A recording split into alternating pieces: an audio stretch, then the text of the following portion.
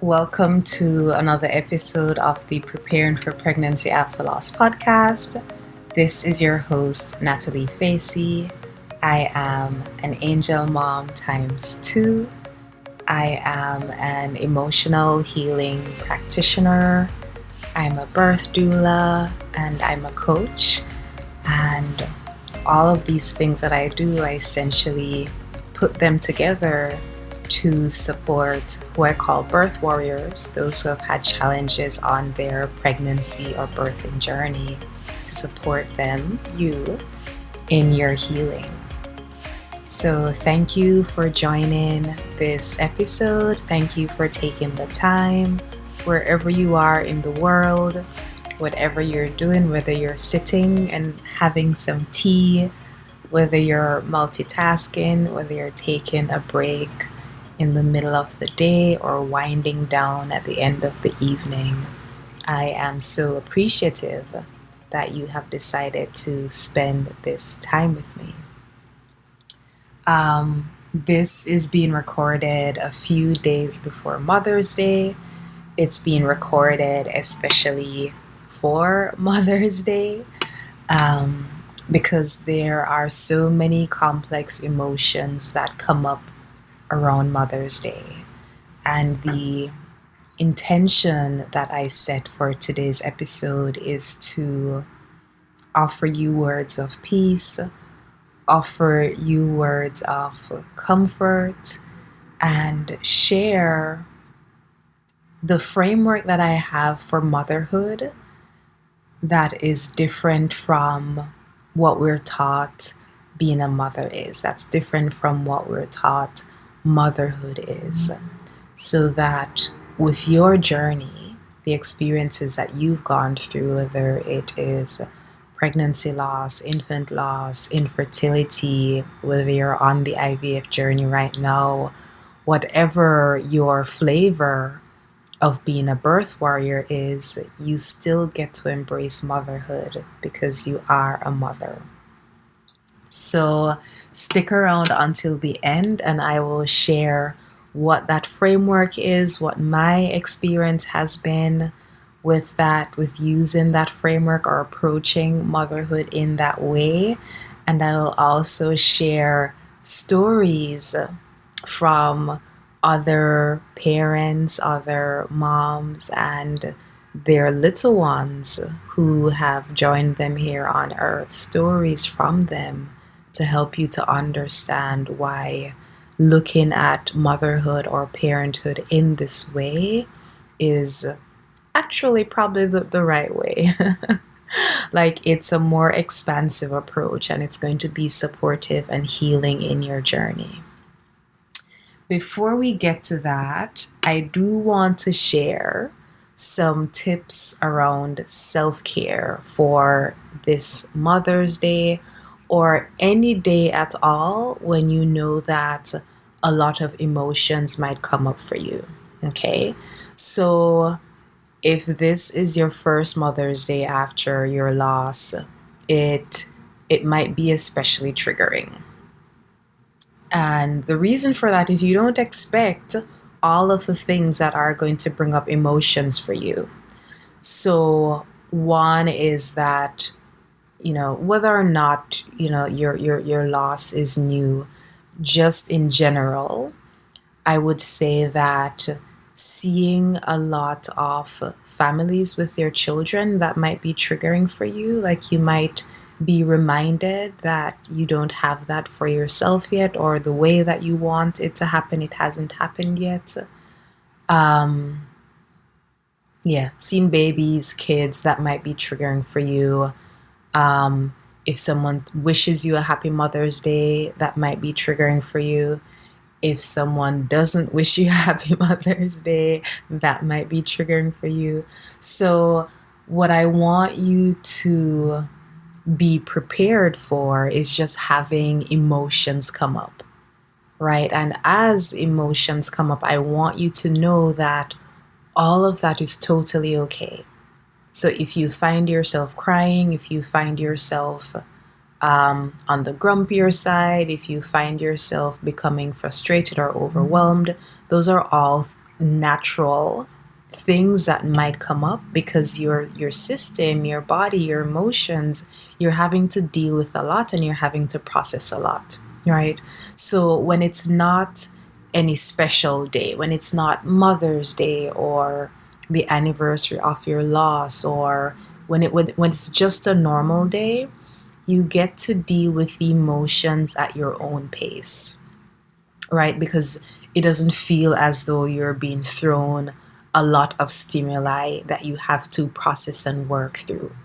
Now, on Mother's Day and on other days, even Father's Day, when Father's Day comes up, there are a lot of stimuli that are going to be coming your way. So, advertisements on TV encouraging people to buy gifts for their mother, or uh, you might actually think of your own mother, and if your mother has expressed um, their desire in you having children, like that might come up, right? And so, as these different stimuli come up, what you're going to be sensing within your body, within your emotions, are the stories that you tell yourself. So, a story might be, my body isn't strong enough, my body failed, because there was a loss. So your body failed, your body disappointed you. That could be a story. Another story might be that other members of your family or people in your circle, they are having what they want and it's not happening for you. So the story might be that life doesn't work out for you. The story might be that you failed your partner in some way.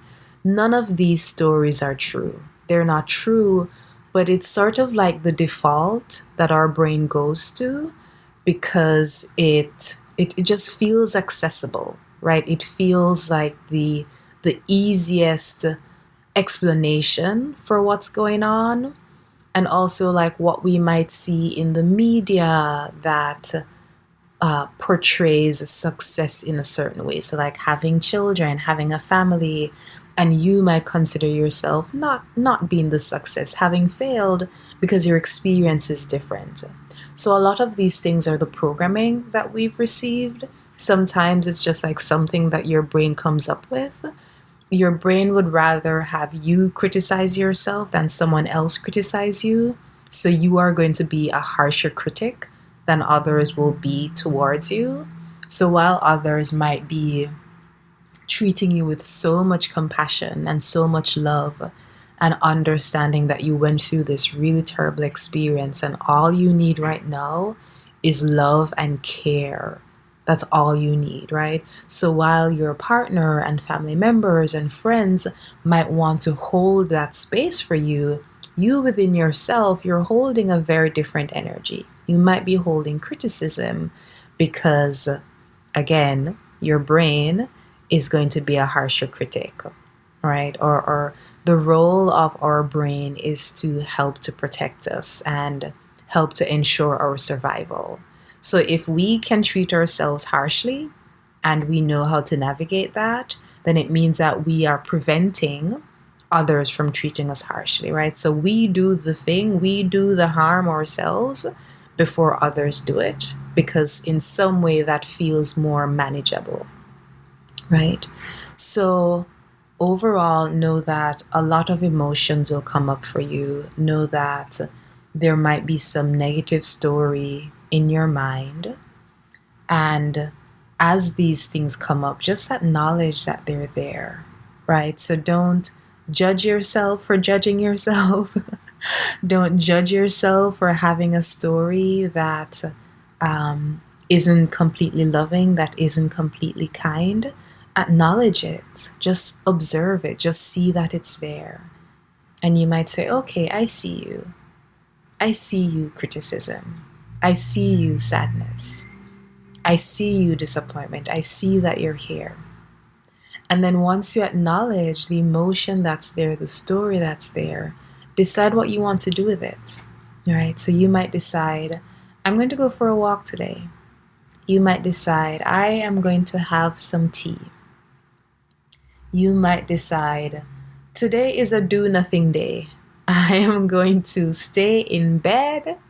I'm going to watch something entertaining, something funny, and I will begin again tomorrow. Today I'm not doing crap, right? So you decide, and it's really important to decide. It's important to decide because if you let it, the emotions might take you over. If you let it, it might feel as though you are just going down into a spiral of sadness.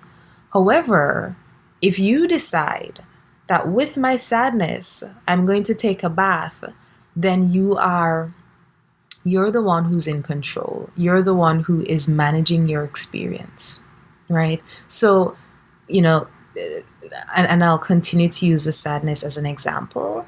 You might be sad and be in bed and just like watch something to make you feel better. And that's okay.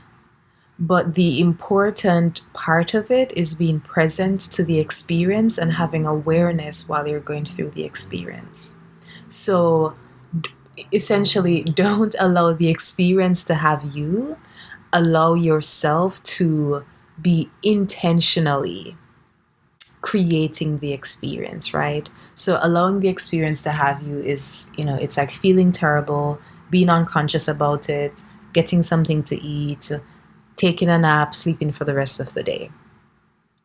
That's an option, right? And really, the experience takes you over. Now, you can do the very same things. Like, you might decide that I'm sad today. Today, I'm going to be wearing my bathrobe and I'm going to be in bed watching something sad, watching something funny. I might just want to cry off the rest of the day, or I might want to be uplifted by something, right? But when you intentionally decide that that's what you're doing, and when you are taking the steps to do that, you get to manage your day, you get to manage your experience instead of having the experience take you over completely. Because if it takes you over completely, there's a likelihood that you can spiral deeper. And then you might feel so out of control. It's sort of like falling into, what's that thing called? Like quicksand. Like it feels like you're so out of control and, there's nothing to grab you. There's nothing for you to hold on to. But when you're intentionally going into it as, I am having tea with my sadness. I'm going to write about these sad experiences that are coming up. I'm going to spend an hour or 2 hours doing that. And when I'm done, I'm going to go for a walk. I'm going to call a friend. I'm going to have brunch. I'm going to have a virtual movie experience where we're watching the same thing even though we're not in the same place. So really choosing how you spend your day. Definitely encourage that. So ahead of Mother's Day, you can decide, okay, do I feel like I might want to spend some time alone? Or do I feel like I might want to connect with people? Am I more uplifted when I'm around people, or might that drain my energy? Do I feel more grounded when I'm alone? Right? So maybe start there and then decide either if I'm alone or, at home with my partner, or if I'm connecting with friends or family members, what experiences do I want to have on Mother's Day? Okay. I would also recommend that you give people a heads up if you actually want to be acknowledged. I know it might sound weird to like reach out to someone and say, "Hey, it's Mother's Day. Just so you know, I celebrate it, so don't forget me. I would really appreciate if you just send me some love on Mother's Day because it might be a difficult one for me and emotions might come up for me." Like, don't be afraid to do that because often people don't know how you might feel. They don't know if you want to be acknowledged. They don't know if their reaching out to you might actually bring up sadness for you. And so often they really appreciate your giving them the direction that they want to be able to follow your lead so that they can support you based on what your needs are. Okay? If you don't want anyone reaching out, then let it be known. Let it be known. Mother's Day is coming up. I know you might think it's really sweet to wish me a happy Mother's Day, but I usually have a lot of emotions that come up on that day, and I would prefer if you not reach out. I love you and thank you for understanding. Just let them know what your needs are, and they will follow. They will absolutely follow. Okay, so hopefully those tips are helpful. Let me see if there's anything else that. Oh, yes. So, something else that might come up is guilt. And you might experience guilt for a number of reasons. So, you might have living children, children in their physical body living with you, and you might find that there is sadness that comes over you on Mother's Day. And you might be wondering, it's less wondering and more that there is this conflict. It's like, I have my children. I should be happy. People say that I am blessed because I'm quote unquote lucky to have my living children. And so I should be happy, but I'm grieving. I'm feeling sadness for the baby I just lost, the pregnancy I just lost. And again, give yourself the permission to experience all of those things. Because people, they give advice from a number of different places, a number of states of being.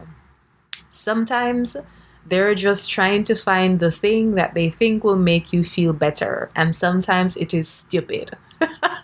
People say stupid things. I hear it. I see it on the internet.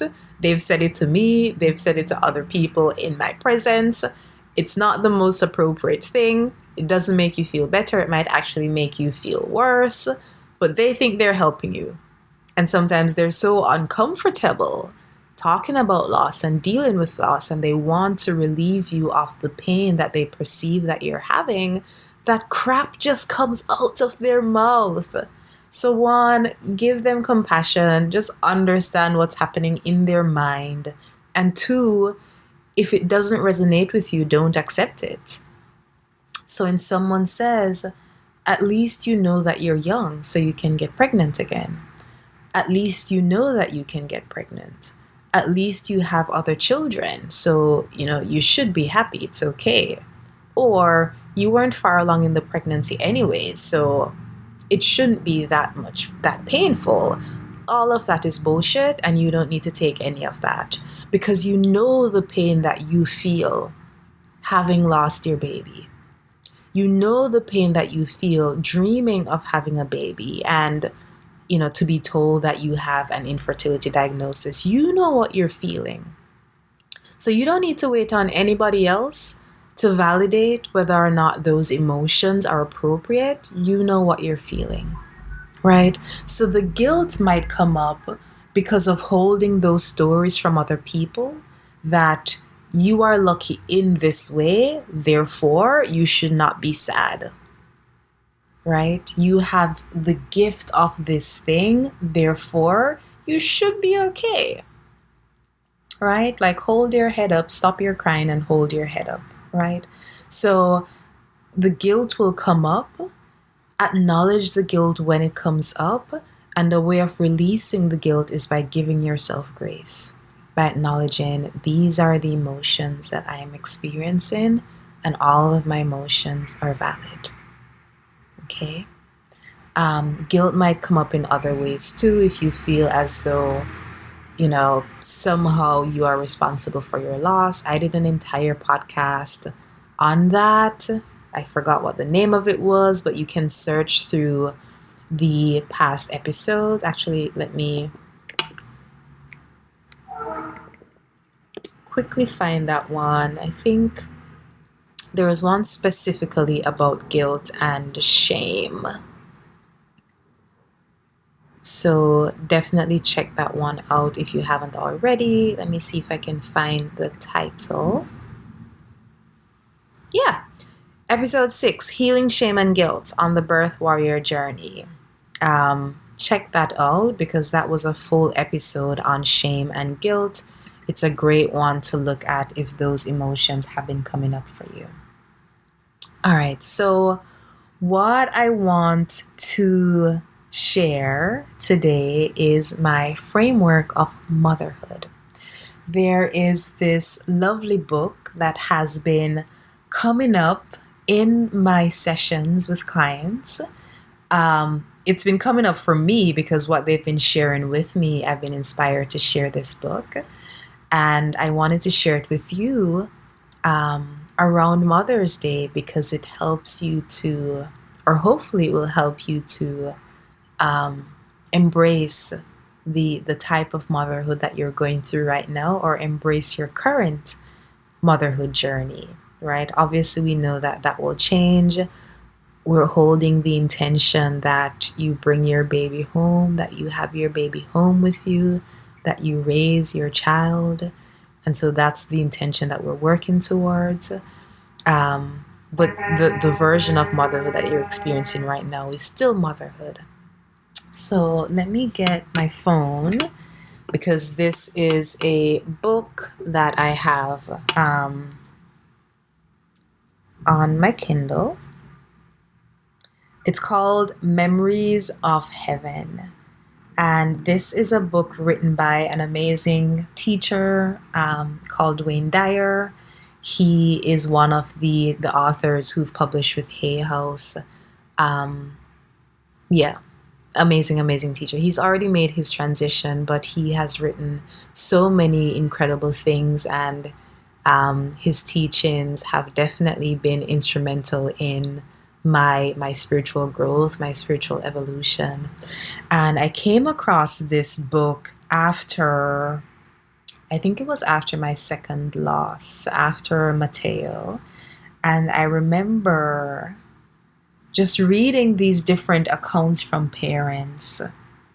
So parents all over the world who have shared stories from their children who have remembered being in heaven before they came here. So these children are talking about God and angels and being surrounded by divine love.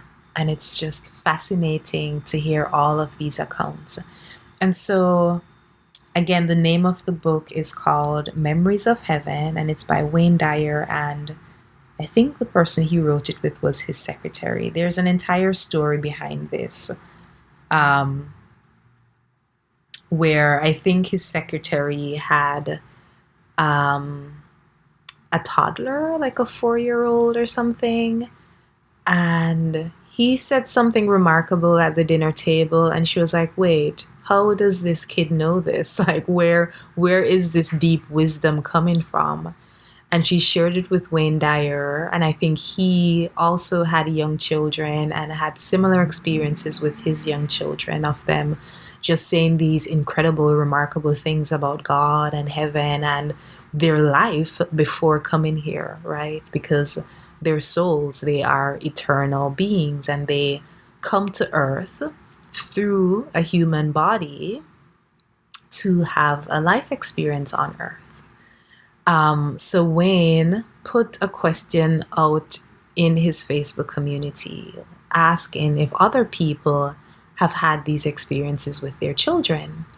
And from there, so many people responded. Like the Facebook post is still there, so you can actually see these responses from years and years ago.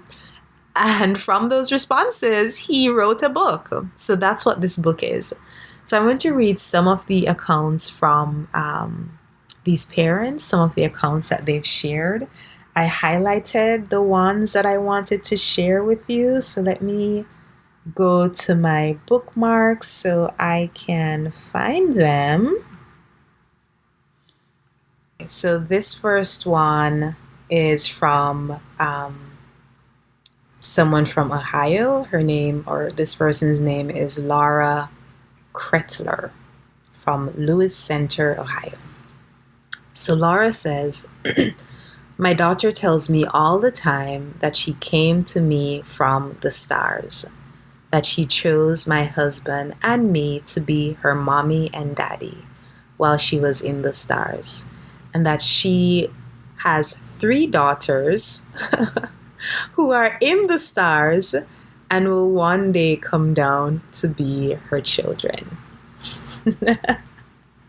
And I think that is so interesting because I've noticed, and this is also my own experience, that parents who have children who've made their transition, we start to have this connection with the stars.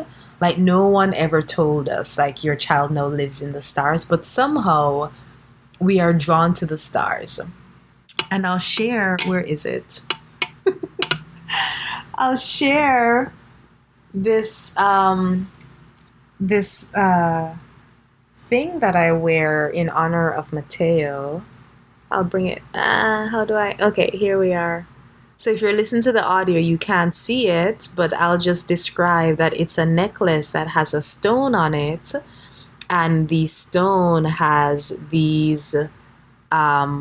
It looks like the night sky, so it has these like little sparkles inside of it that looks like stars in the night sky. And I bought this after losing Mateo, and I could feel him telling me intuitively that I should buy this and that it would bring me comfort and remind me of him. And so how I think of Mateo is that he is now in the stars. He has been released from his physical body, and he is now a part of life, right? He is a part of all of life, a part of the universe, a part of the stars. All right, that was the first one. So this child is basically saying she chose her mom and her dad. All right, let me go to the next one.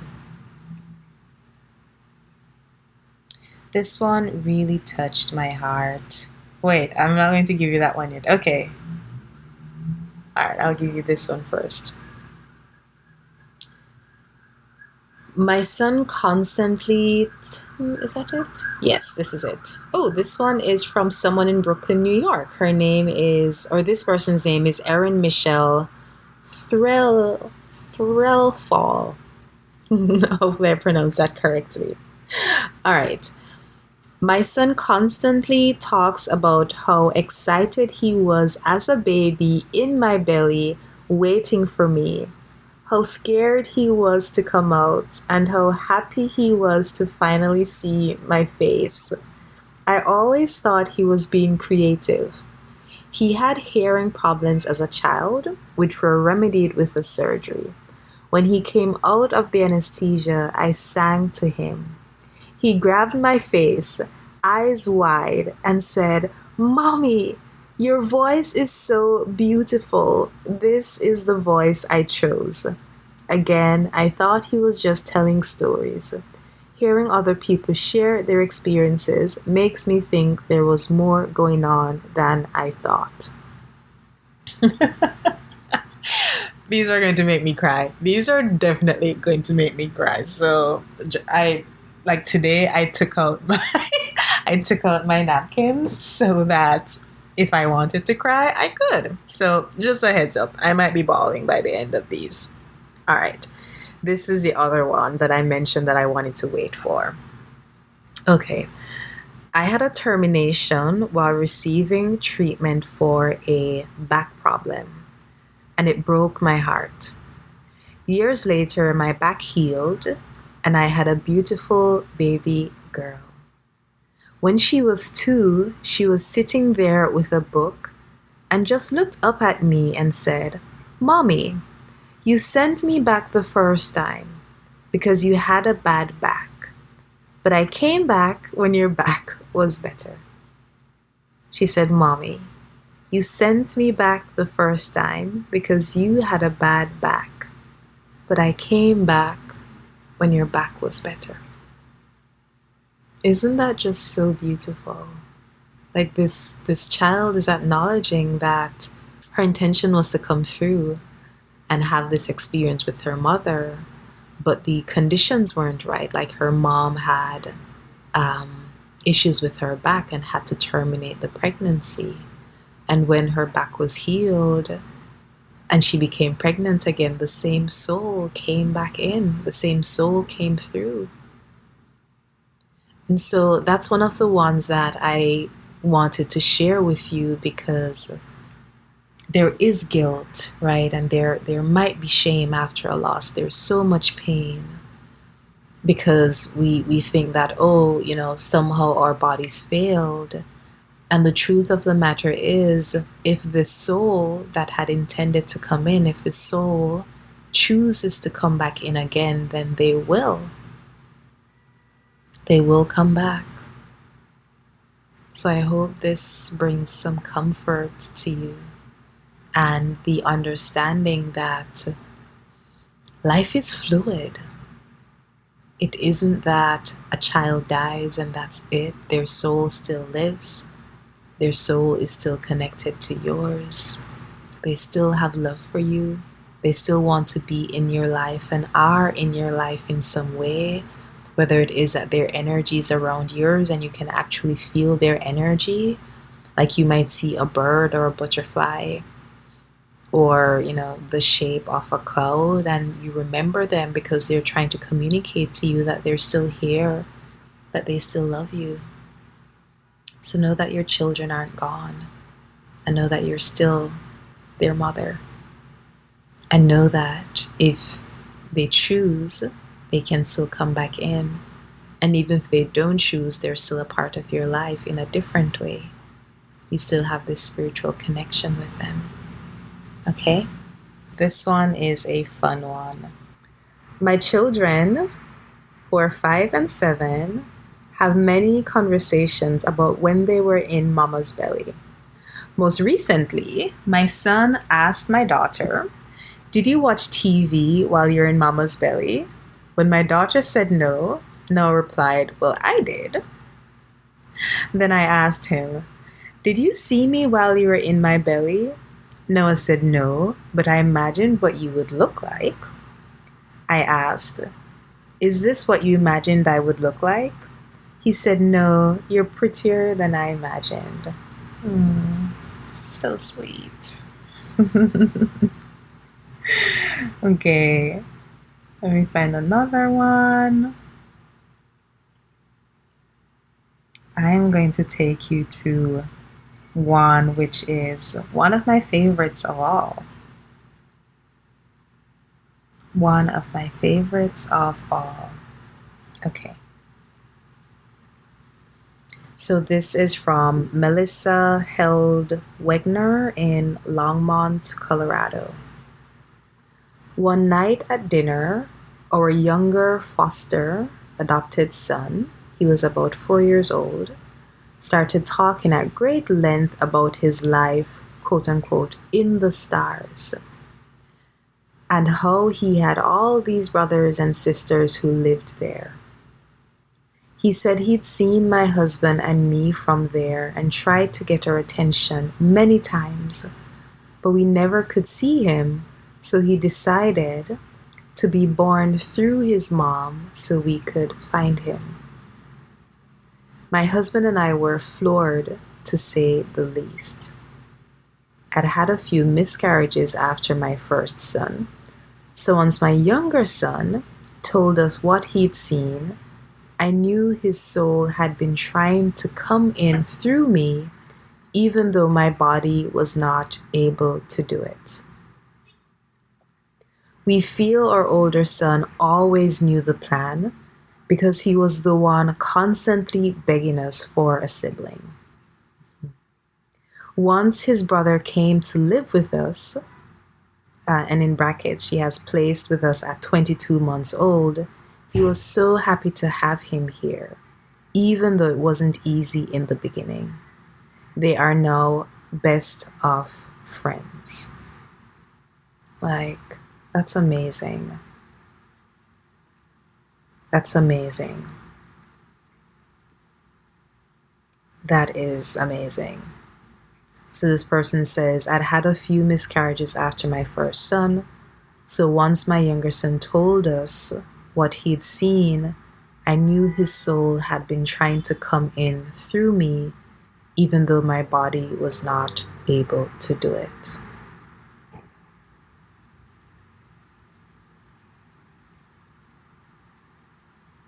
And just going back to what the younger foster adopted son said, he said he'd seen my husband and me from there, from the stars where he said he lived, and tried to get our attention many times, but we never could see him. So he decided to be born through his mom so we could find him. Wow. Yeah. It means that whatever your version of motherhood or parenting is, you're still a mother. And it also means that whether your route to motherhood or parenthood is surrogacy, adoption, donor egg, that child chose you. That child chose you. And it also means that if you're not currently pregnant, if you are trying to conceive right now, these souls, you're already connected to them. They are already holding the knowing that the plan is to come through you, or the plan is to be raised by you with you as their parent. And so you can begin connecting with them. You know, like when you write your letters to your children, you are actually writing your letters to your children, right? Because as we're seeing, your children are your children before they are here on this physical earth. This is just such a beautiful reminder to really embrace the intuition that you've been receiving, the intuitive guidance you've been receiving. Like, you know, you might feel very strongly that there's another child that you're meant to have, or that you're meant to have a child, that you're meant to have children, and you're not wrong. The reason why you're feeling that is because these souls are communicating with you. These souls are letting you know that, you know, when you're ready, when the conditions are right, then they're going to be coming through, either through your body or through some other route. So I hope this creates greater openness for what is motherhood and what motherhood or parenthood can be. It doesn't have to look a certain way. And I hope this gives you the permission to embrace your version of motherhood. Whether it is that your children are now living in the stars, and in the right time they will come through. They will be with you. Or the souls that have already spent time living in your body, who have received your love and your care and your attention. They're not holding any malice towards you. They're not holding any negative emotions towards you. All they have for you is love. All they have for you is love. As I'm talking about love, there's another one that I am inspired to share. And the time now is 11:11. Mystical, magical numbers as I talk about love. I'll end with this one because it's such a beautiful thought. My son Lucas, now age 13, declared something profound when he was 2.5. My parents, my husband, our new baby girl, Lucas, and I were sitting outdoors on a family vacation, playing with clay and having quite a moment. Lucas suddenly said, "Everything is love. It's all about love. We are all made of love, and God is love." And the mother has in brackets, "We're not a family who talks much about God." Stunned, I replied, "Lucas, what a beautiful thing to say. Where did you hear that?" After a pause, he said, "I already knew it when I came here." 4 adults And one baby heard him say this, and we all cried. I have tears running down my face just remembering it. I hope you enjoy it too. And this is from Anastasia Bryan in Greenwich, Connecticut. Oh my gosh, these are so cool. So cool. So cool. And I promised that I would share my own experience with this, and this experience came through a healing session that I did.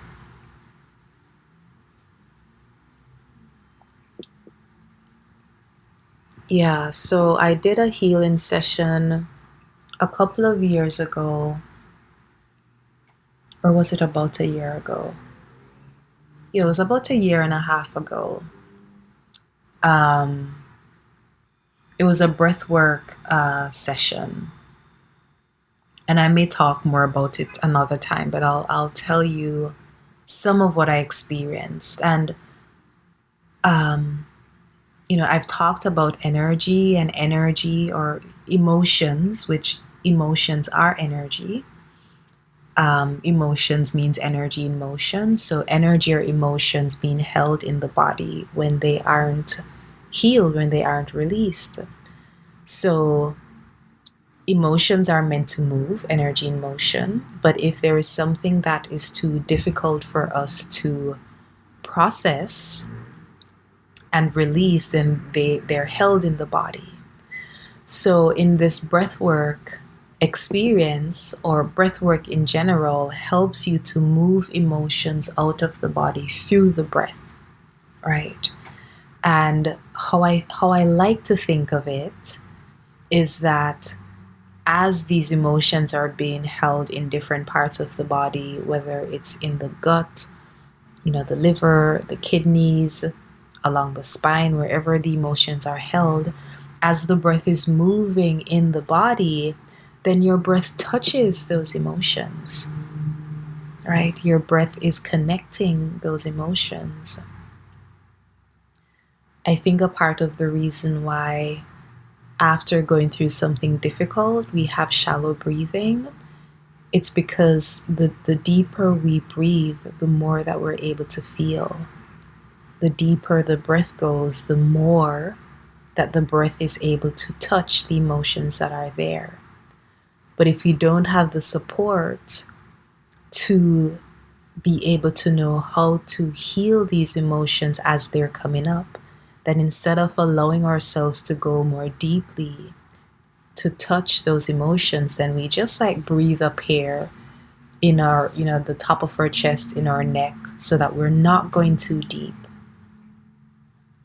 So in this breathwork experience, the breath is obviously going deep, like we're pulling the breath from the gut, even lower if possible, and up the chest, up. So the breath is like being pulled from deep into the body, which means that it's touching the emotions deep into the body. And I really connected with my womb, my creative center, right? And how much trauma was there, having had 2 losses, right? So as I was doing this breathwork exercise, I was able to release a lot of the emotions that are held there. I was able to release it through the breath. I was able to release it through sound, because in this room, we're all on the floor, the lights were down, we were encouraged to scream and make noise, and you better believe that I was screaming and making noise, right? Because we don't often have the opportunity to be as free, to really be loosed.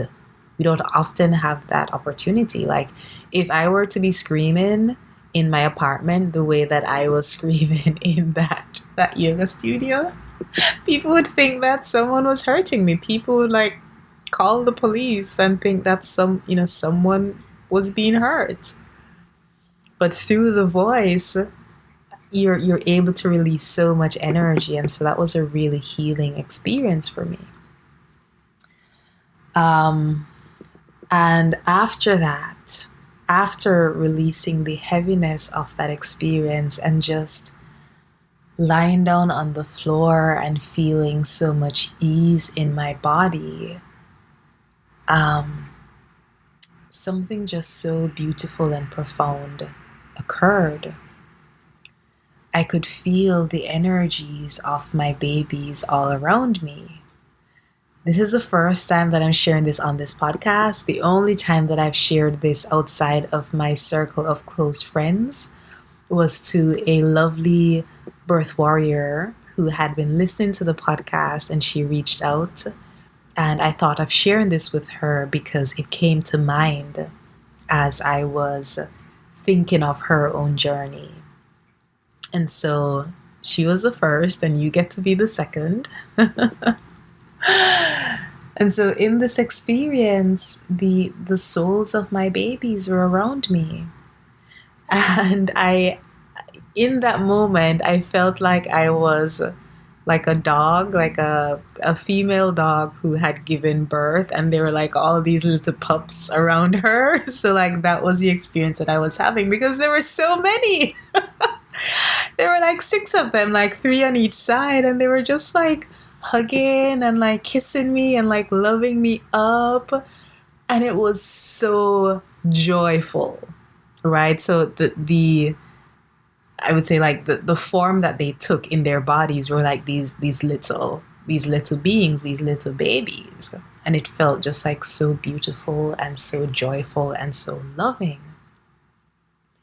And what I realized was that the souls that were here, they were the souls of the babies that had already made their transition, right? And there were the souls of the babies, or the souls of the beings who had not come through yet. So in all, the number that I was sensing was 6. Doesn't mean that I'll have 6 children. But what it means is that there was the potential for 6 souls to come through me, for me to mother 6 souls here on earth. And so my first, Natalia, was definitely there. I sensed her energy very strongly.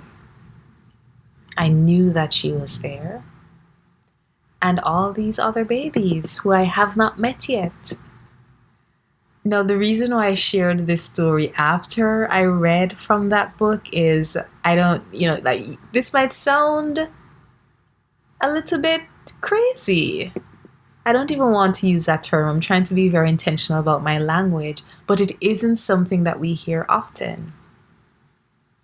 I'm telling you that all of these souls were surrounding me, and they are the potentiality of my babies being here, the babies that I could potentially have, right? The souls that would come through me, or that would be mothered by me. They were all there. And so as I think of motherhood, I don't have living children with me right now. My children are in the stars. They are a part of the universe. They are part of the body of the universe. But I know that I am a mother, both because of my children who were held in my body and they made their transition, and also because of the children who will eventually come through me. So this Mother's Day, it's my day. It's my day too. Just like Mother's Day is also your day. So you decide, birth warrior. You decide what you want to do. You decide how you want to be acknowledged, how you want to be celebrated. You decide if you want to connect with your babies, the ones who spend time with you here on earth, who received your love while they were in utero, while they were in your body. You decide if you want to connect with them and feel their energy with no guilt, no shame, just love. Like Lucas said, there is only love. Everything is about love. You decide.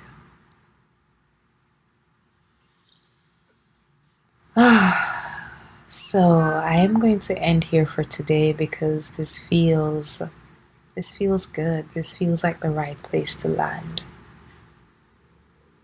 I'm sending you so much love for Mother's Day.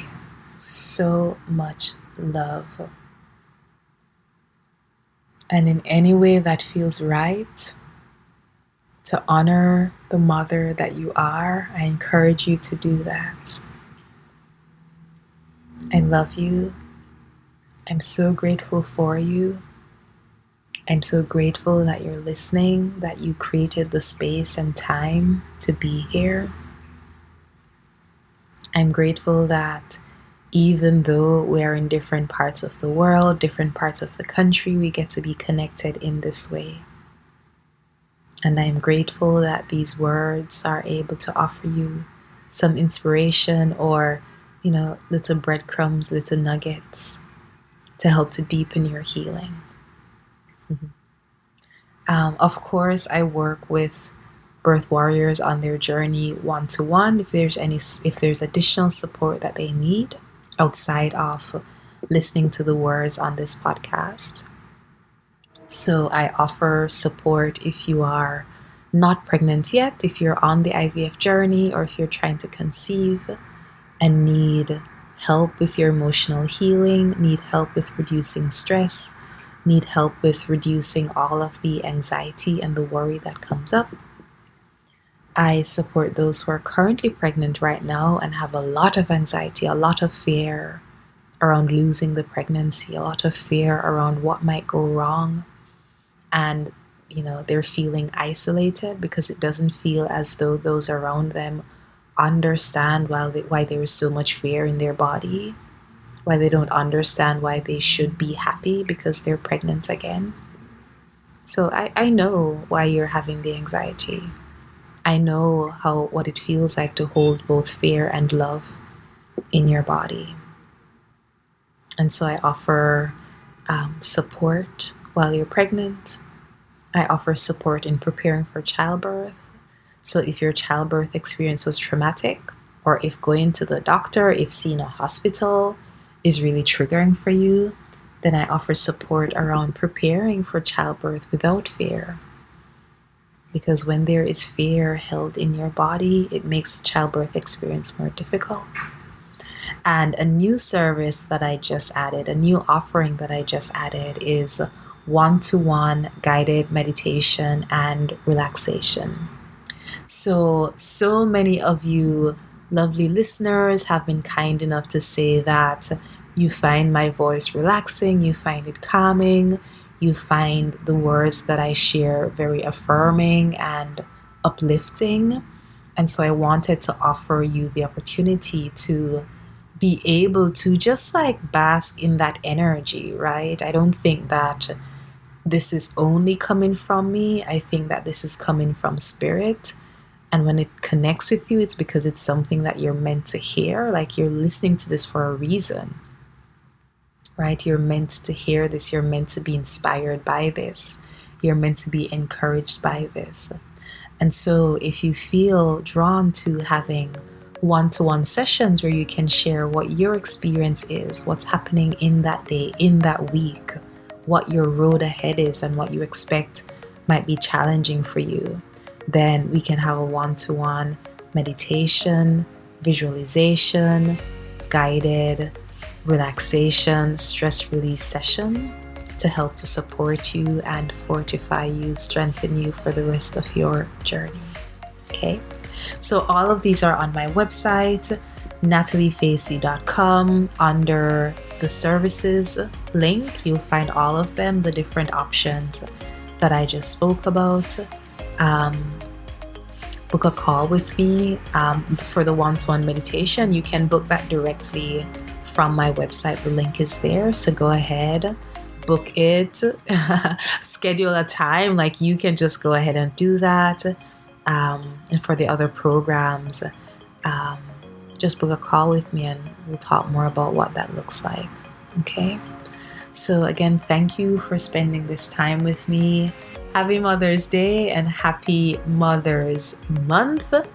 And I'm sending you just so much love. Just so much love. So much love.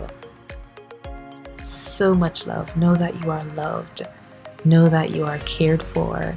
Know that it gets better. And know that you are on the right track by taking the steps you need to take to further your healing. Okay. I love you. Bye.